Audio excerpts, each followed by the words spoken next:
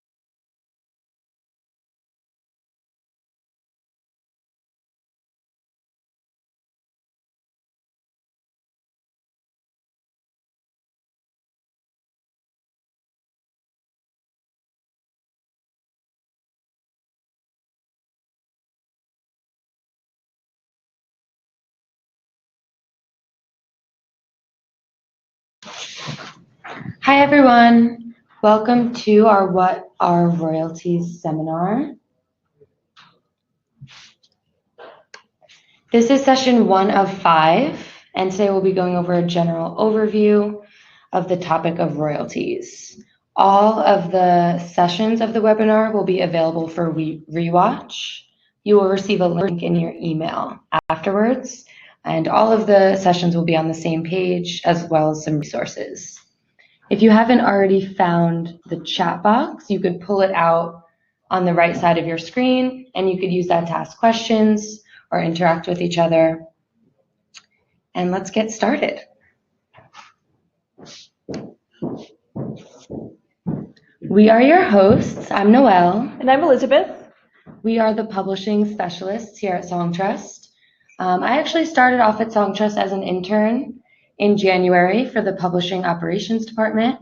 I definitely learned more in that internship that I did in any class that I took about music publishing. And now I've transitioned into my role on the growth team, and I focus on educating and signing up new clients, making sure that they understand all of the abilities that our platform has and how to use it. Hello, and I'm Elizabeth. I've been at Songtrust for about 19 months now. So I started the summer of 2017 in the operations department, helping the back end operate. And then I moved forward this year to the growth team, which is new. And I help consult anywhere from independent songwriters to managers to labels all over the world to understand where they are in regards to publishing and what their next steps are with publishing admin at Songtrust. Some important points that we hope you walk away really confident about when this is over are learning the difference between the composition and the recording. So in each song, there are 2 separate types of revenue, and knowing the difference between the 2 is really important. We will also break down the difference between mechanical royalties and performance royalties. Knowing where both of those royalties come from How they're earned and who collects them will be our next topic. And lastly, we will explore the timeline that the publishing industry works on and the reality of why it's such a slow-moving game. All right, so let's get started. Music publishing, the reason why we're here, and in its purest form, it refers to the money you can make as the copyright holder of the music that you write. And that money that you earn for different uses of the music that you write, that money is called royalties. So as soon as you have an original idea and you put it in tangible form, you are the owner of a copyright, and for music, you are the writer and the publisher. And with that comes several different rights. And these rights have to do with sharing your music. And when you distribute your music out into the marketplace for performances, live performances, for sale, for download, streaming, royalties are generated. And there are a few types of royalties that are generated. And we'll go through those in detail on the next slide.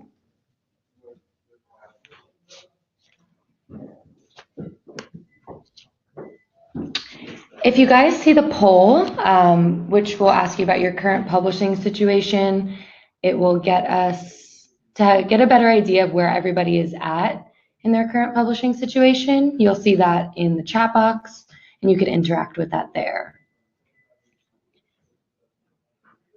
Here on this slide, we have a great diagram so you could visualize the two different types of revenue that exist in each song. So we have the composition and the master recording. On the composition side, publishers collect on these types of royalties, and they're broken down into performance and mechanical royalties. Performance royalties are further broken down into the writer's share and the publisher's share, whereas mechanical royalties are only paid out to publishers. As you can see, as an individual songwriter, it's really difficult for you to collect on all of your composition royalties. And the two circles at the bottom that are filled in red are the areas where Songtrust helps individual songwriters access those royalties. For the master recording, those royalties are collected by distributors and labels, and is broken down into neighboring rights and master recording royalties. A good way to think about it for the two sides of each song are that if you are a songwriter and an artist, you are writing your music and recording it, you are owed both the composition and the recording royalties. If you're only a songwriter and you're writing music for other people to record, you would only be owed the composition, whereas the artist would be owed the recording royalties. And we'll break down the writer and publisher share as well. Are there different types of mechanical royalties? So there's a lot of confusion about the different types of mechanical royalties because a lot of people think that the mechanical royalties that their distributor is paying them out are enough, when the reality is there's a completely different revenue of mechanical royalties that are generated from your composition. So bottom line, the mechanical royalties that you're receiving from your distributor are not the end of the mechanical royalties. Got it. All right, so we're breaking up the different shares of publishing royalties. And if you're a writer and you affiliate with a society, a PRO, such as ASCAP or BMI, you are registered as the rights holder of your music, and therefore you're able to at least collect the writer's share. Similarly, if you are a writer and a publisher, or a publisher, you can affiliate an entity as you would a songwriter with the societies and collect your publisher share. Songwriters typically see their writer's share, but they may be missing their publisher's share. And it's true, you can earn both halves of your performance royalties, the writer's share and the publisher's share, without a publishing entity. And we'll go into that a bit further.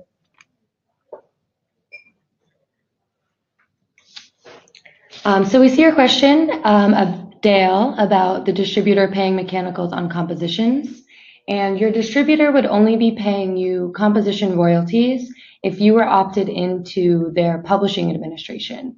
Only some distributors have publishing administration opt-in services. So unless you're working with a distributor who is offering you this service and you have accepted those terms, then you would not be collecting composition mechanicals from your distributor. Okay. So a quick poll, just another quick question for you all. We'd like to know how you would best describe your writing collaboration style. Do you usually write alone, almost always with someone else, or a little mix of both?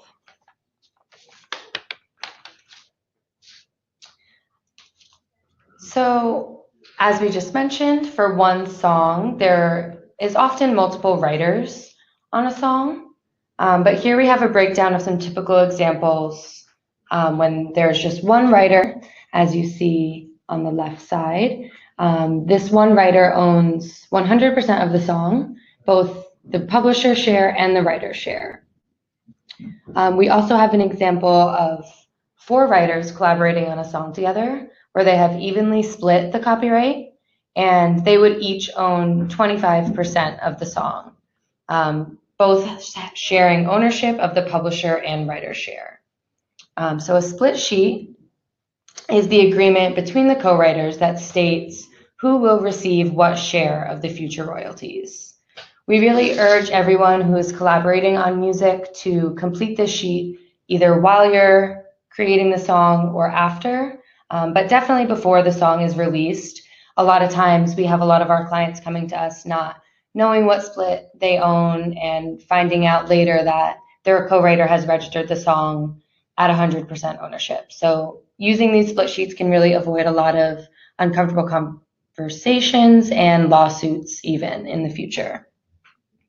And we have actually created a handy packet for anyone that needs a split sheet while writing their songs. And included in the packet is a sample of how to fill it out.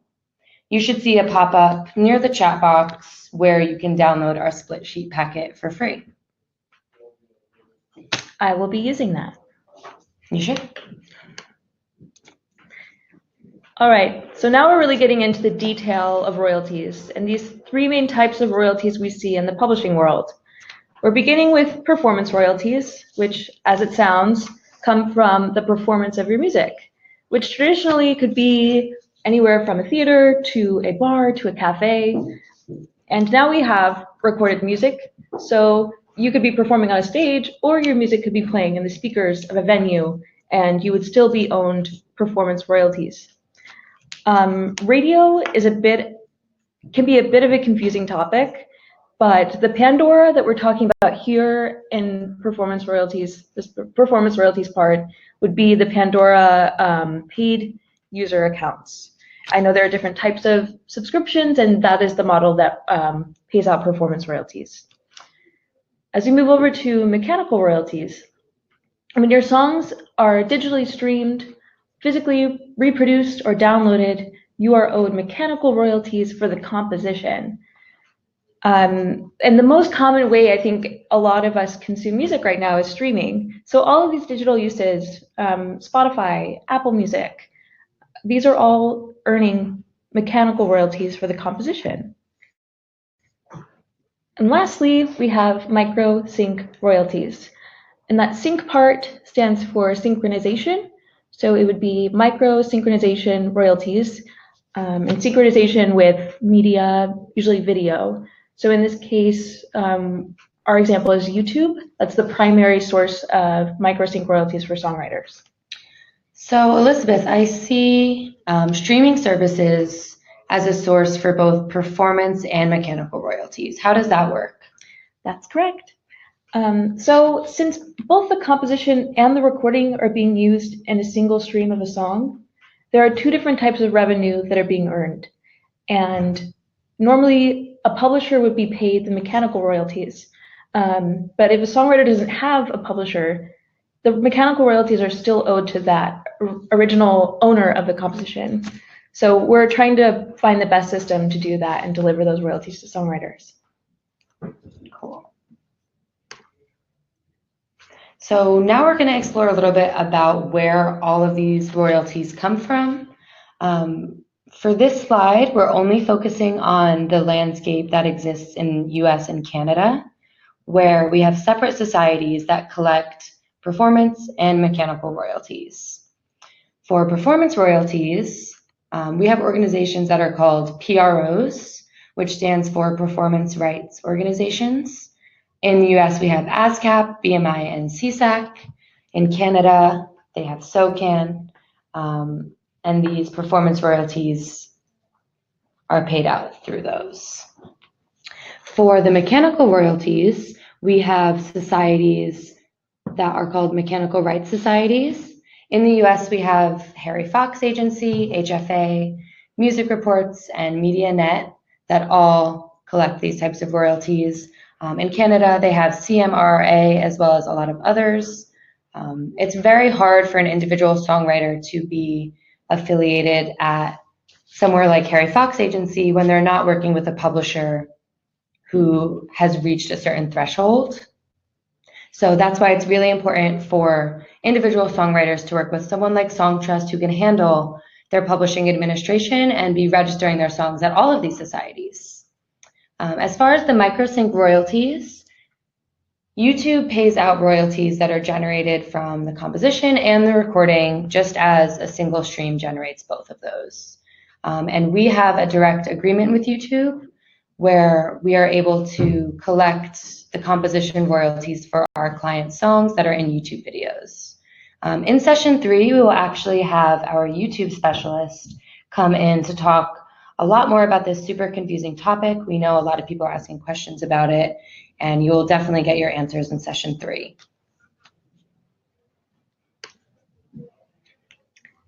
Collective management organizations.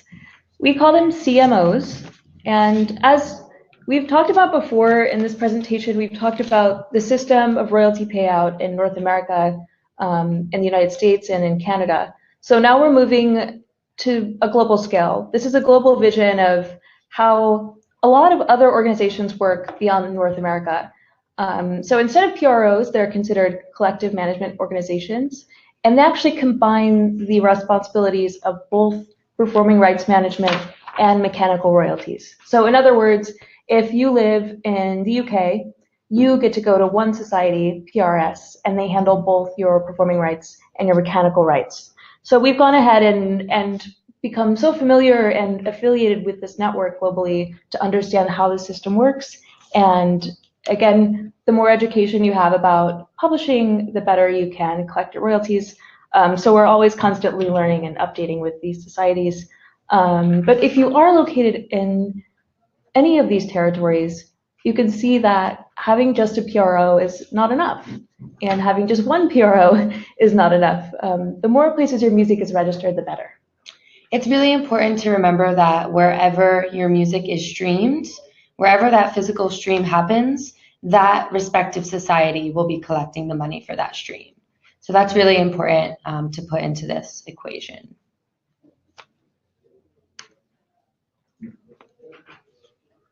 For those of you who have received publishing royalties in the past, probably know that it takes a very long time to receive these royalties. And ideally, when you release your music and it's used, you would immediately collect all of the money. But unfortunately, the publishing industry was not set up that way, or even really to benefit the content creators at all. So publishing moves so slow because the metadata in the industry is not centralized and it's not clean, it's very inconsistent. So for the societies to sort through this, it's a very lengthy task, and part of the reason why it takes so long. To receive publishing royalties for the uses of your song usually takes around 6 to 9 months. So it's important to have realistic expectations about when you will receive your payments. There are also over 200 societies around the world that collect performance and mechanical royalties, to give you an idea of the huge scale that we're working with. And lastly, it's often just a waiting game because publishing works on a quarterly basis, as many of you know, and ultimately the songwriters, as well as us as the publisher, are at the mercy of how quickly each society can affiliate writers and register songs and release your money. Something else really important, just to put this into perspective with the mechanical royalties you are receiving from your distributor, they often set expectations that are really high because they pay out royalties much quicker than the publishing industry. So it's just important to know that both of these industries move at very different paces, and not to expect your royalties for about 6 to 9 months. I just have a quick question. How does Songtrust register a song? Like if I put it in on my account, like if I give you my name and my share of the song, what exactly is taking so long?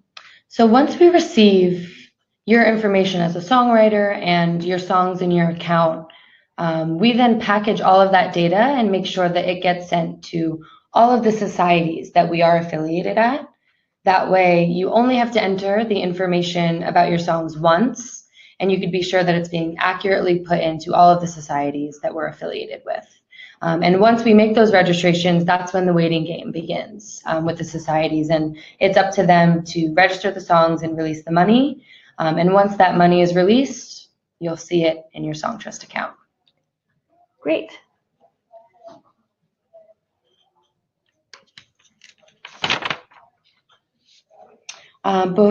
Okay, so now moving into why Songtrust fits into this equation. We are a global publishing administrator, so we focus solely on the registration of your works and the royalty collection from those registrations. We represent 150,000 songwriters, 20,000 music publishers for over 1 million copyrights. Just a quick note, if you look over in the chat box, we're providing a quick offer.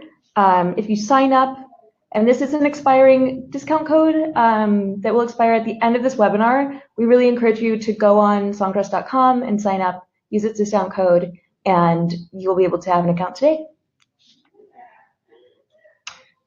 Moving on a little bit, just about Songtrust and how we work. We're a very flexible DIY solution to make sure that you as content owners are not leaving any money on the table.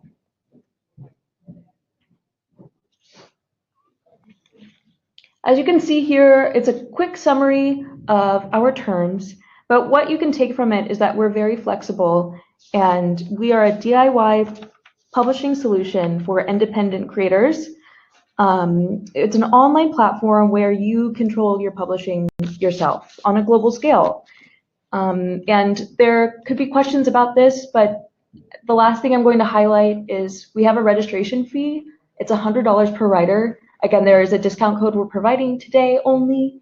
And you have any other questions, we have a support team you access once you do sign up.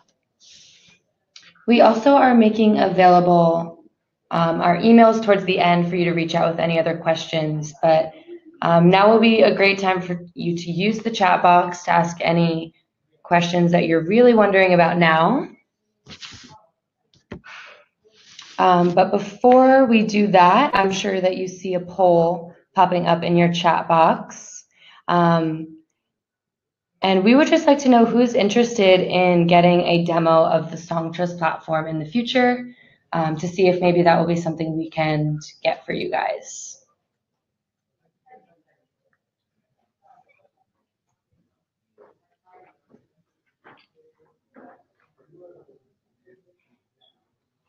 Great. I have a quick question that I kind of want to go over, just because I feel like a lot of people are seeing this as a center of revenue. How does one collect royalties from Spotify? Can we go over that?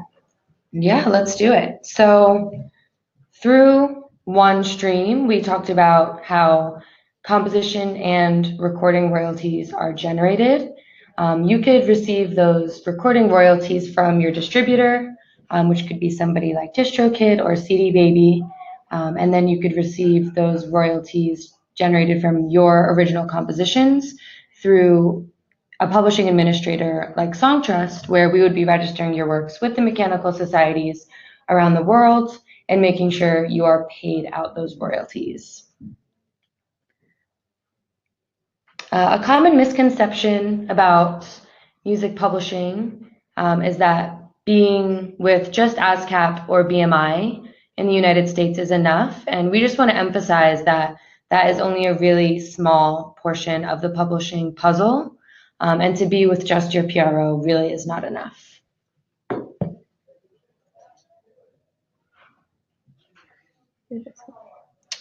Okay, so question from the crowd. If I have a non-exclusive distribution deal and YouTube partnership, could I depend on them to collect publishing, or is that separate from distribution? Got it. So as Noelle mentioned earlier, some distribution platforms offer publishing admin in addition to distribution. It's important to keep in mind that these are two different specializations. So you could rely on your distributor specializing in distribution of your music to the marketplace and to distribute your music to streaming platforms. And entirely complementary to that and entirely separate is publishing. So you could use a distribution platform like CD Baby, and you could also sign up for Songtrust. And then you would be covering everything for distribution and publishing. Now, if both offer YouTube services, it's the same as any other platform. CD Baby, in this example, would be helping you claim the recording asset in the YouTube video, and Songtrust would be helping you claim the composition asset in the video. If you are signed up with Songtrust, do you also need to be signed up with Sound Exchange? We actually recommend our clients to also sign up with Sound Exchange. Sound Exchange is its own little interesting collection agency where they only collect from non-interactive streaming sites. So that would be, free Pandora accounts or internet radio, Sirius XM, and places like that where Sound Exchange collects from. And those are technically sound recording royalties, which are not able to collect here at Songtrust since we're a publisher. So definitely go sign up with Sound Exchange as well.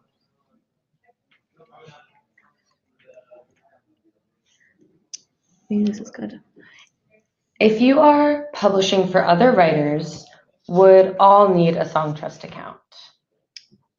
So what's great about the Songtrust account is we make it very simple to use, and it scales to as many writers and as many songs as you would like. So I could have my own account, or I could say, you know what, I'm going to handle publishing for myself and Noelle, and I'm going to help register both of our songs from our account. So then I would have 2 songwriters, and I would have songs by maybe just me solo, and then songs we share, as well as songs that Noelle would have solo. I would be able to manage both of our catalogs from that single account. It really depends on the relationship that you have with your co-writers. But if you have a publishing company with multiple songwriters signed up, that's a great way to manage your catalog and track each writer's individual royalty earnings as well. What if I'm registering songs with you or BMI, but don't release them on Spotify, but load them up to YouTube by myself? Do you collect royalties from YouTube? So I think there's the first part of that question, I just want to ask, would I register songs with Songtrust or BMI, and how does that work? So in adding your songs to your Songtrust account, there is no reason to have to go to your BMI account and register those songs as well. Songtrust is a way for you to add your songs to one account and have them registered at all the societies we're affiliated with, which includes BMI. So if you're not releasing them on Spotify, but you've added them to your YouTube channel, we are able to collect your royalties from YouTube. That video is still using your composition, and as long as it meets YouTube's requirements, which I'm sure we will go over in session 3, then we will be able to monetize that video and collect your royalties. All right, I think we have time for one more question.